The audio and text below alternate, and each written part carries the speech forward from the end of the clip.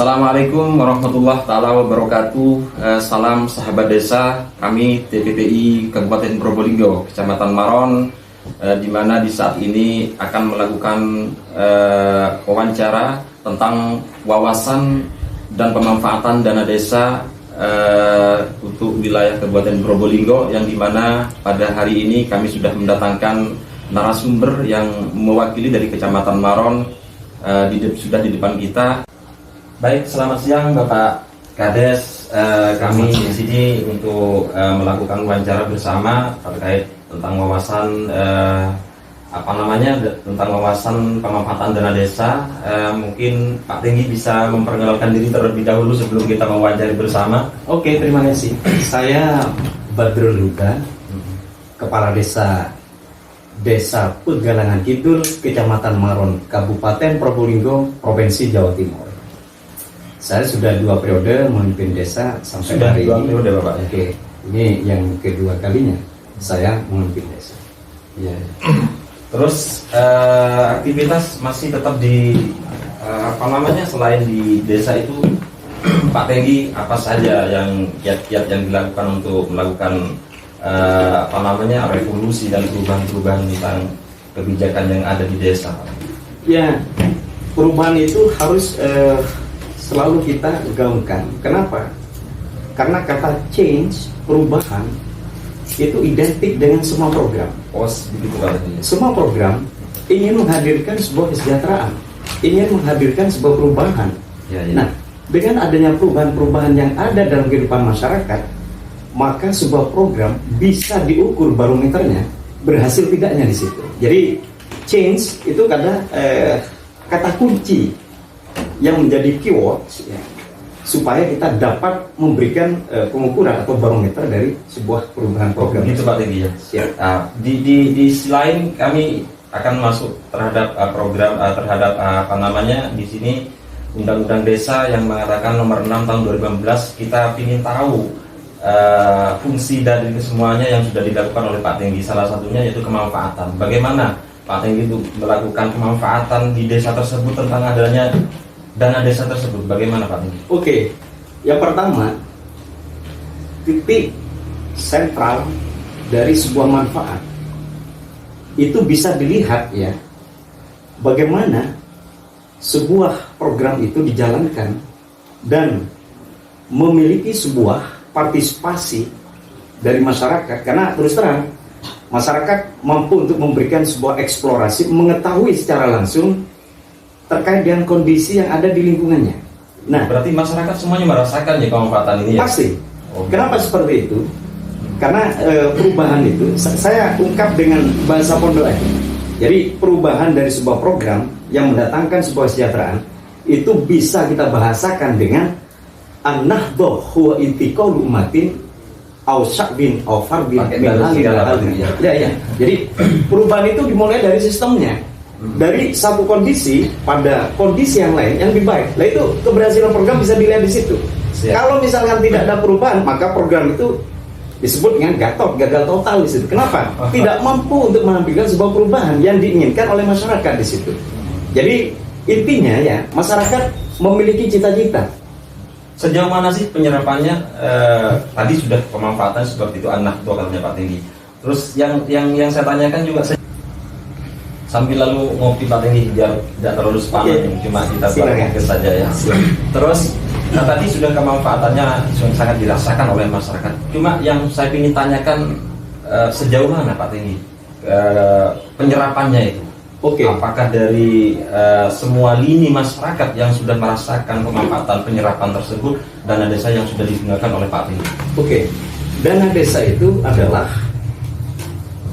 didasarkan pada sebuah planning atau perencanaan yang kita sebut dengan participative rural appraisal. Jadi keterlibatan masyarakat di situ dalam hal pembangunan, mereka bisa mengusulkan apapun permasalahan-permasalahan yang ada di lingkungannya, kita open menu. Jadi usulan mereka kita tampung di situ.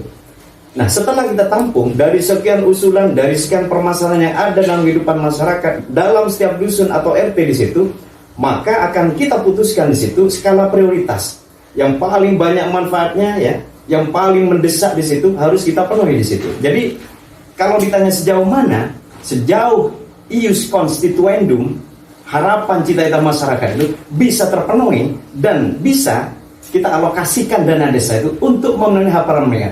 Jadi harapan mereka itu adalah berhasil atau tidaknya adalah dari musyawarah skala prioritas yang kita rumuskan bersama di dalamnya. Oke. Berarti sesuai dengan sudah amanat undang-undang yang sudah disebutkan oleh nomor Undang-Undang nomor 6 tahun 2014 Pak. Oh iya, jadi berarti dari Mosdus sampai ke Mosdes Iya. itu sesuai dengan harapan masyarakat semuanya ya, kemanfaatan. Oke, yang nomor 3 Pak Tinggi. Ini mungkin yang terakhir, santai dan relax Pak Tinggi, jangan terlalu sepaneng ya. Yang nomor 3 yaitu tentang dampak DD mengangkat kemajuan yang mana. Sedangkan di sini sudah ada beberapa pertanyaan yang sudah kami kemas, yaitu DD itu terserap dari BLTDD dan BUMDes maupun yang lain-lain ya, yang ada di desa yang sudah saya ketahui.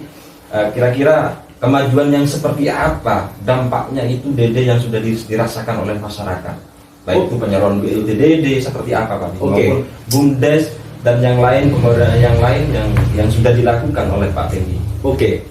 Jadi sebagai barometer ya, sejauh mana kemajuan atau dampak positif yang ditimbulkan dari program dana desa, maka kita bicara terkait dengan potensi. Jadi potensi itu dihasilkan dari beberapa hal. Pertama, kita berbicara sumber daya manusianya, sumber daya alamnya, sumber daya informasinya, sumber daya kapitalnya, dan lain sebagainya. Semua sektor ya. Nah itu ya. Nah, jadi sejauh mana kita bisa memenuhi harapan tersebut atau membaca potensi sebagai jawaban dari sebuah permasalahan-permasalahan desa. Oke, secara geografis misalkan kita bisa memberikan sebuah analisis di situ. Sumber daya alamnya seperti apa? Dari potensi tersebut, maka langkah strategis yang dimiliki oleh desa untuk memberikan sebuah konsep lewat musyawarah desa itu bisa kita rumuskan secara bersama. Karena potensi berhasil kita tingkatkan, kelebihan-kelebihan atau eksesif yang dimiliki oleh masyarakat di situ bisa kita munculkan dalam bentuk hal yang menjadi jawaban dari permasalahan. Maka peningkatan dalam hal segala bidang, baik itu kesehatan, baik itu ekonomi, baik pendidikan dan sebagainya, itu bisa kita raih di situ. Nah, kenapa? Karena dengan membaca potensi, membaca bagaimana desa harus berbuat, memberikan sebuah win-win solution di situ, merumuskan sebuah permasalahan dan bisa memberikan sebuah penyelesaian sesuai dengan, kalau kita sebut ya di situ adalah sesuai dengan ius constituendum, harapan dan cita-cita masyarakat, bisa tersalurkan melalui dana desa. Dana desa kalau sudah tersalurkan sesuai dengan harapan masyarakat, maka nilai manfaat itu akan ada di situ. Jadi konsepnya adalah dana desa untuk rakyat, dana desa untuk kesejahteraan rakyat, dan itu ya maksimalnya bisa berdasarkan pada Undang-Undang nomor 14 tahun 2008 terkait dengan KIP, keterbukaan informasi publik, bisa mengaudit semuanya di situ. Jadi masyarakat sekarang sudah dia bisa mengaudit di situ. Karena kenapa? Dalam undang-undang ya nomor 14 tahun 2008 diberikan ruang di situ masyarakat untuk memberikan sebuah kontrol sosial. Iya, memberikan sebuah pengawasan di situ. Sejauh mana program yang sudah diprioritaskan, sudah diplanningkan itu bisa dilaksanakan. Mereka semua mampu untuk memberikan controlling di situ. Jadi intinya ya untuk meminimalisir sebuah penyelewengan atau perbuatan melawan hukum atau wetterrechtelijkheid yang akan dilakukan pemangku jabatan termasuk kepala desa dan stakeholder yang lain, controlling ya bisa dilakukan dengan baik dan dana desa akan selamat sesuai dengan harapan pemerintah untuk memberikan kesejahteraan, dan itu sesuai dengan Undang-Undang nomor 4 ya. Nomor 6 tahun 2014 ya. Itu pasal 26 ayat 4 huruf B dan C. Jadi kepala desa bertugas untuk memberikan kesejahteraan, membangun ketertiban, kesejahteraan masyarakat harus dipenuhi, terutama dengan adanya dana desa. Nah, seperti ini, itu yang diharapkan oleh amanat undang-undang pemerintah pusat terkait tentang pelaksanaan pengukuran dana desa yang dari atas. Pak Tinggi, mungkin apa harapan Pak Tenggi terkait ke belakang tentang dana desa tersebut?